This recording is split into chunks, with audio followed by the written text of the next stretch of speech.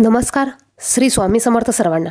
बघा, आज बुधवार आहे आणि आज माघ महिन्यातील संकष्टी चतुर्थी ही आलेली आहे. माघ महिन्यातील संकष्टी चतुर्थीला खूप सारे महत्त्व आहे.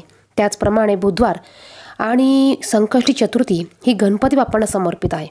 आपल्याला या संकष्टी चतुर्थीच्या दिवशी ह्या काही उपायांपैकी कोणताही एक उपाय करायचा आहे. बघा, हे सर्व उपाय हे प्रभावी उपाय आहे आणि यापैकी तुम्हाला जो शक्य होईल किंवा जेवढे शक्य होतील तेवढे उपाय तुम्ही संकष्टी चतुर्थीच्या दिवशी करू शकतात.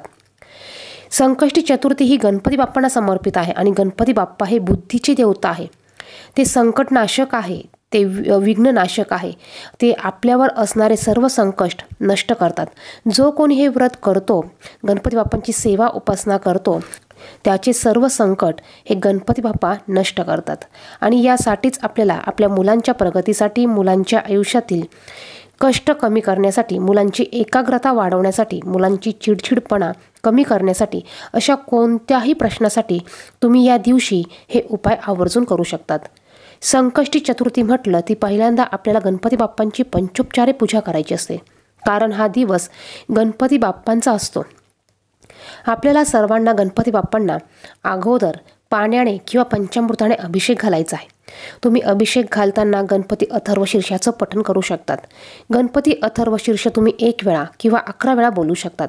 तुम्हाला जर का 11 वेळा गणपती अथर्वशीर्षाचं पठण करायचं असेल तर 11 वेळा गणपती अथर्वशीर्षाचं पठण करायचं आणि सगळ्यात शेवटी 11व्यांदा तुम्हाला फलश्रुती म्हणायची आहे. अथर्वशीर्ष म्हणत असताना तुम्हाला पाण्याने अभिषेक करायचा आहे. जेव्हा तुम्ही फलश्रुती म्हणाल तेव्हा तुम्हाला पाण्याने अभिषेक करायचा नसतो. आणि हे पाणी आपल्याला मुलांना प्यायला द्यायचं आहे. बघा, हे पाणी म्हणजे तीर्थ आहे. हे अमृतासारखं तीर्थ आहे आणि हे तीर्थ आपल्या सर्वांना, आपल्या मुलांना प्यायला द्यायचं आहे.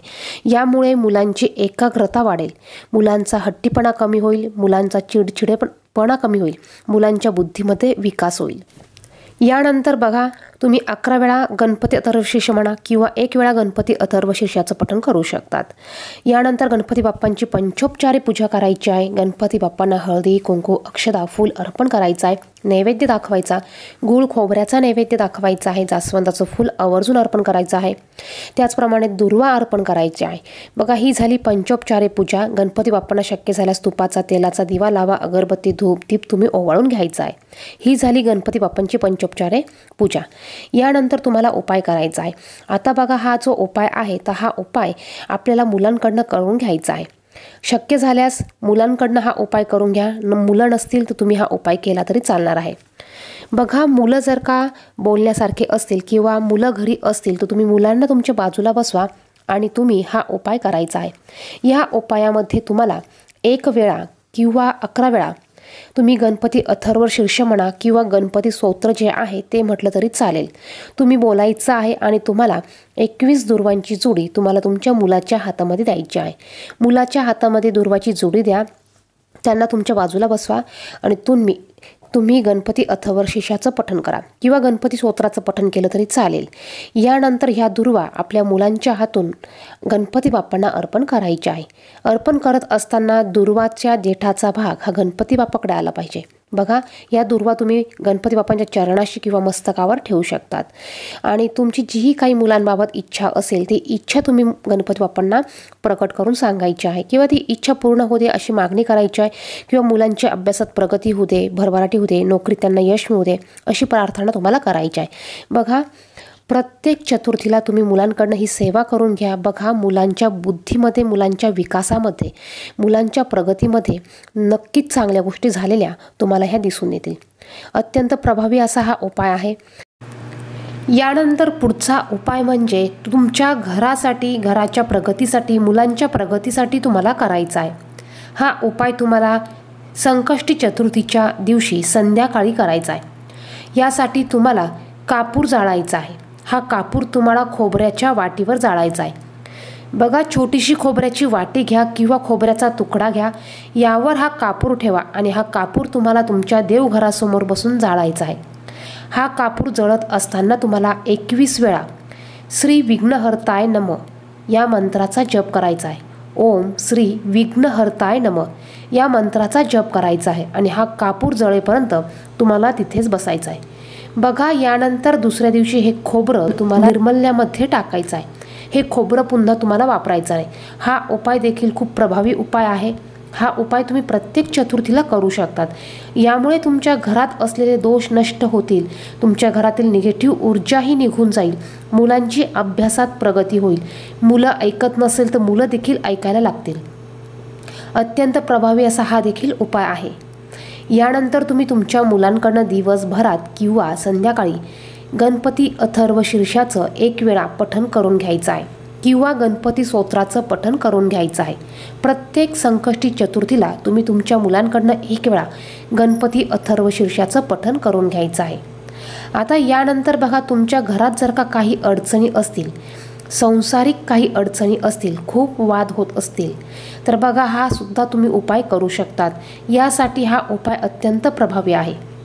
या उपायासाठी तुम्हाला 1 सुपारी घ्यायची आहे, 1 नारळ घ्यायचा आहे, दुर्वा घ्यायचा आहे आणि याचबरोबर तुम्हाला 1 डाळिंब घ्यायचा आहे.